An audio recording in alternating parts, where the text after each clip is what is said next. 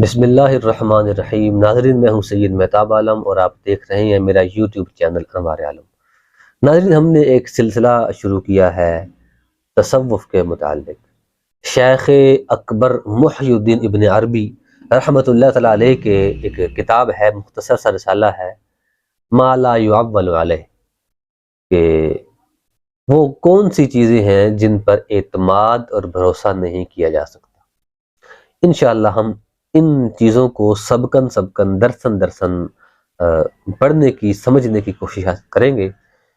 اولیاء کرام کی باتیں بڑی دلچسپ ہوتی ہیں اور بہت جہاں دیدہ لوگ ہوتے ہیں اولاً، اور پھر اللہ تبارک و تعالیٰ کے نور سے دیکھتے ہیں، جیسا کہ حدیث پاک میں آیا اتقوا فراست المؤمن فإنہ ینظر بنور اللہ تعالیٰ، کہ مومن کی فراست سے ڈرو کہ وہ اللہ کے نور سے دیکھتا ہے، جو تم دل میں چھپا رہے ہوتے ہو وہ اس کو بھی جانتا ہے۔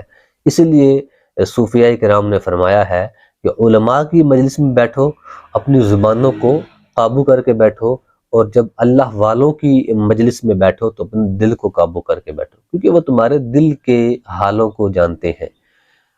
علماء کرام نے یہ بھی فرمایا ہے کہ اللہ کے جو نیک لوگ ہوتے ہیں جواسیس القلوب، یہ دلوں کے چور ہوتے ہیں۔ مطلب دلوں کے چور ہونے کا مراد یہ ہے کہ وہ دلوں کی باتوں کو آپ کے علم میں لائے بغیر جان لیتے ہیں، اس لیے ان کی محفل میں بیٹھ کر ان کے خلاف کچھ بات بھی نہ سوچیں، نہ دل میں کوئی خیال آنے دیں۔ تو انشاءاللہ العزیز ہم ان نفوس قدسیہ کے حالات بھی پڑھیں گے۔ یہ درس تصوف کا سلسلہ شروع کیا ہے، اور اس میں اول ہم شیخ اکبر محی الدین ابن عربی رضی اللہ عنہ کے اس رسالے کا مفہوم مختصر سا پڑھنے کی سمجھنے کی کوشش کریں گے۔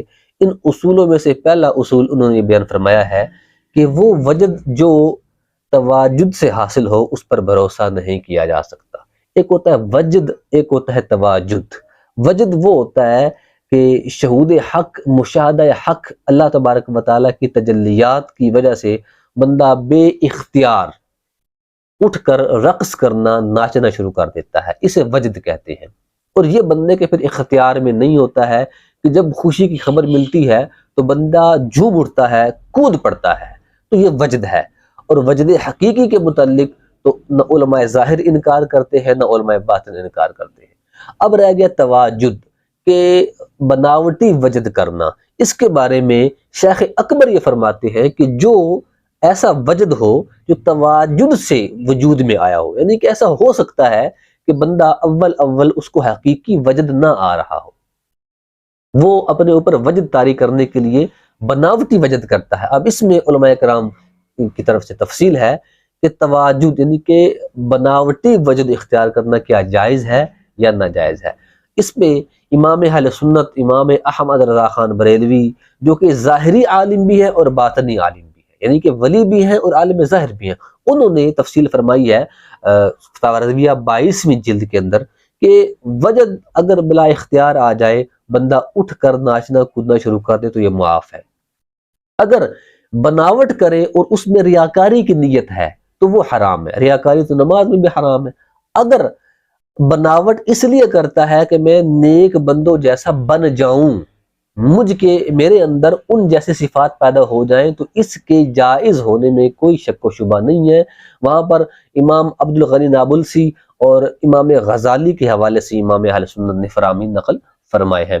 تو لیکن یہ بات جو شیخ اکبر فرما رہے ہیں وہ یہ فرماتے ہیں کہ اگرچہ وہ تواجد بعد میں وجد بن جائے، یعنی کہ بناوٹی وجد بعد میں حقیقی وجد بن جائے، لیکن اس پر بھی اعتماد اور اعتبار نہیں کیا جا سکتا۔ وہ بڑے لوگ ہیں، اولیاء کرام کی اقسام بھی ہیں، وہ اقطاب جہان میں سے ایک قطب ہے شیخ اکبر، ان کی باتیں بعد اوقات عقل سے ورا چلی جاتی ہیں۔ اس لیے بعد وہابیہ اور بعد نجدیہ جو کم عقل ہیں، جن کی عقلیں موٹی اور نہ ہونے کے برابر ہیں، انہوں نے ان کی تکفیر کی ہے، منصور حلاج کی اور شیخ اکبر کی، ابن الفارض رضی اللہ عنہما کی۔ تو یہ وہ لوگ ہیں جن کو عقل نہیں ہے۔ تو ہم یہاں پر تھوڑی بہتی ان کی بات کو سمجھنے کی کوشش کرتے ہیں، جو ہم نے کی ہے کہ اگر تواجد سے وجد بن بھی جائے تو اس پر اعتبار نہیں کیا جا سکتا، جبکہ دوسرے صوفیاء اور علماء فرماتے ہیں کہ اگر ایسا ہو جائے تو وہ اچھی چیز ہے، بہتر ہے، نقصان دہ نہیں ہے۔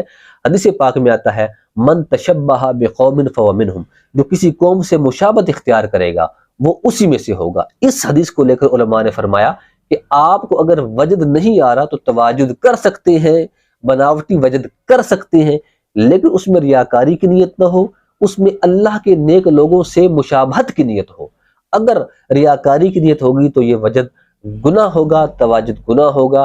اب رہ گئی بات وجد کے اندر، وہاں پر فتاوی رضویہ 22 جلد میں امام اہل سنت نے فرمایا ہے کہ اگر وجد باقاعدہ ڈانس کے سٹپ کی طرح ہو تو وہ حرام ہے، جیسے طوائفات اور یہ ناچ گانے والے باقاعدہ کا سٹیپ ہوتے ہیں، لچکے ان کے ویسے ہوں تو یہ منع اور حرام ہے۔